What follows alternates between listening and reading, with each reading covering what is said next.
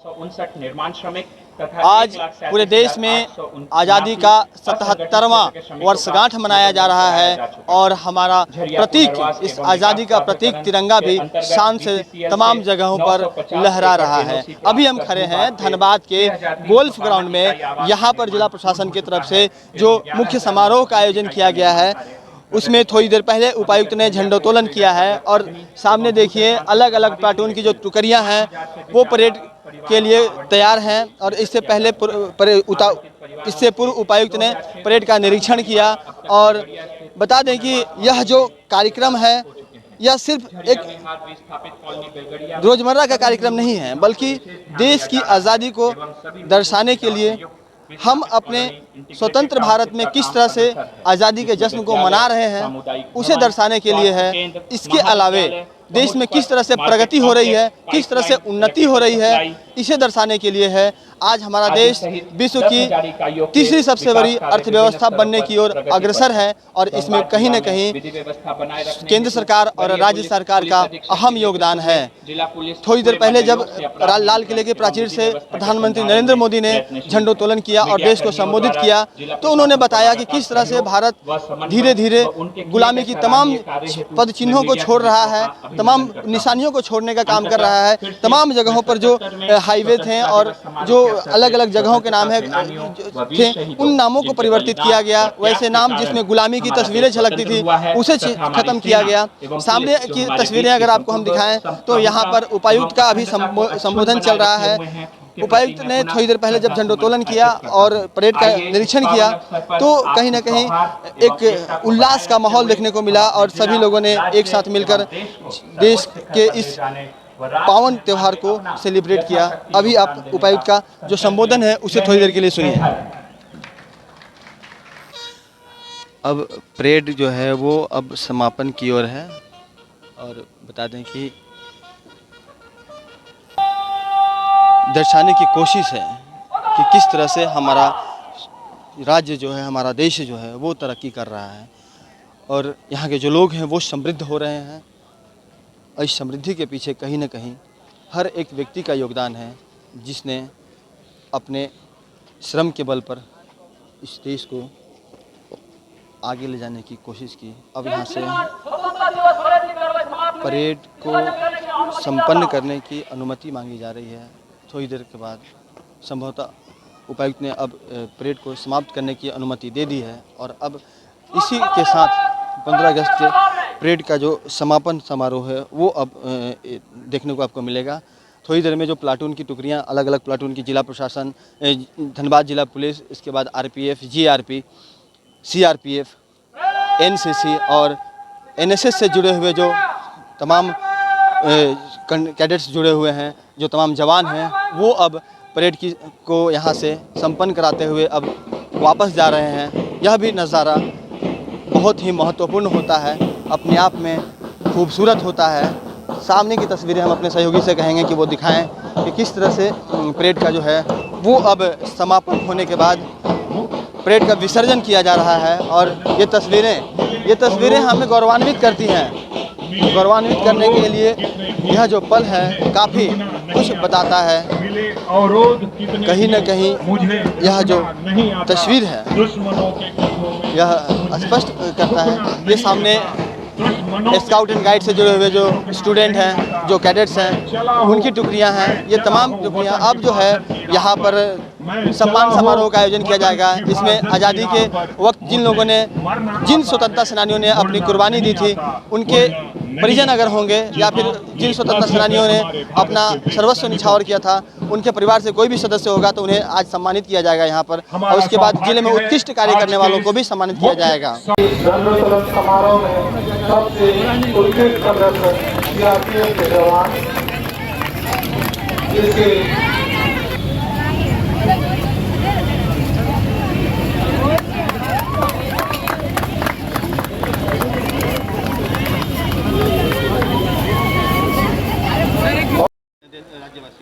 देखिए, सबसे पहले तो स्वतंत्रता दिवस के शुभ अवसर पर हमारे जो स्वतंत्रता सेनानी हैं और देश के जो वीर पुरुष हैं जिन्होंने अपने प्राणों की आहुति देश के लिए दिया है, उन सभी के प्रति अपनी कृतज्ञता अर्पित करता हूं।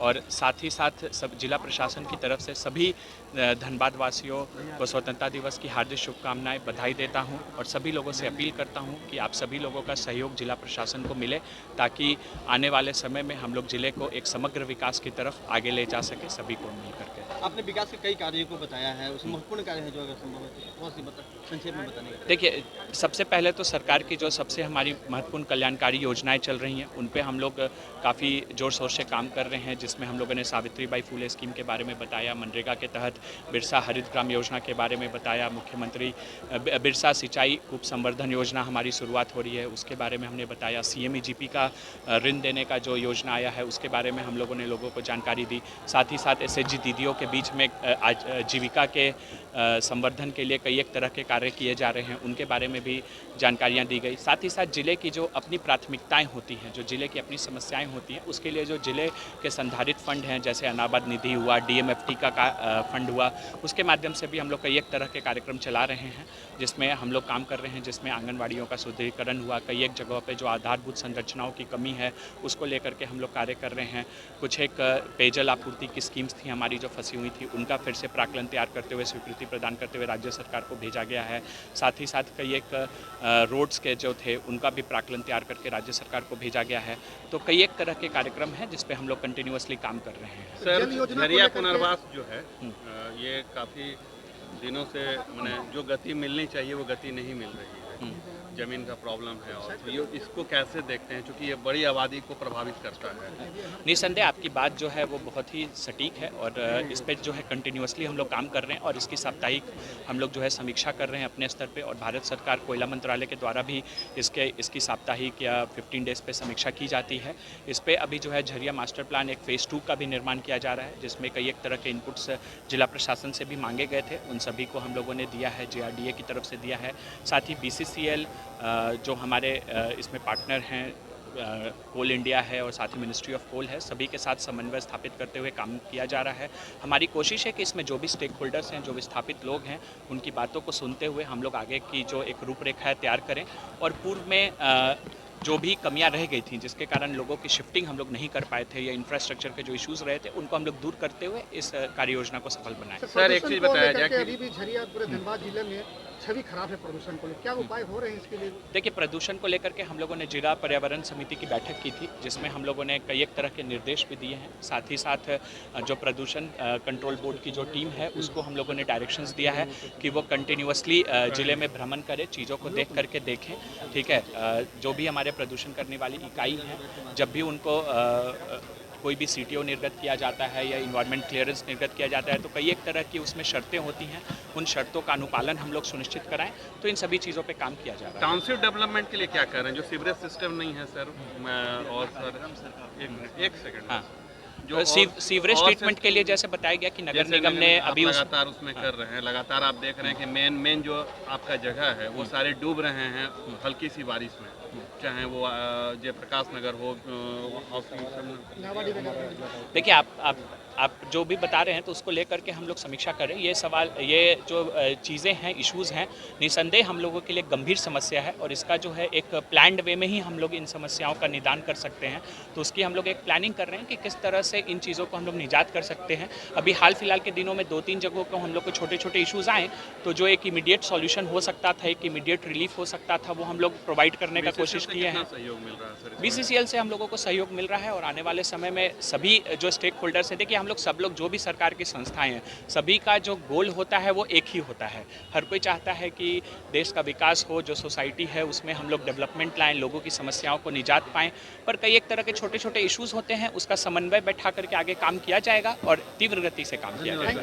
और करीब 517 ऐसे कांड हैं जो करीब 10 वर्षों से लगातार लंबित थे, तो उन सभी कांडों का हम लोग ने प्रॉपर गुणवत्तापूर्ण अनुसंधान करते हुए उन्हें अपने चार्जशीट किया है। और जहाँ तक संगठित अपराध का है तो संगठित अपराध में करीब हम लोगों ने 110 अपराध कर्मियों को पिछले 1 वर्ष में हम लोगों ने जेल भेजा है और उनके विरुद्ध हम लोग फास्ट ट्रायल भी करा रहे हैं। और हम लोग लगातार संकल्पित हैं कि इस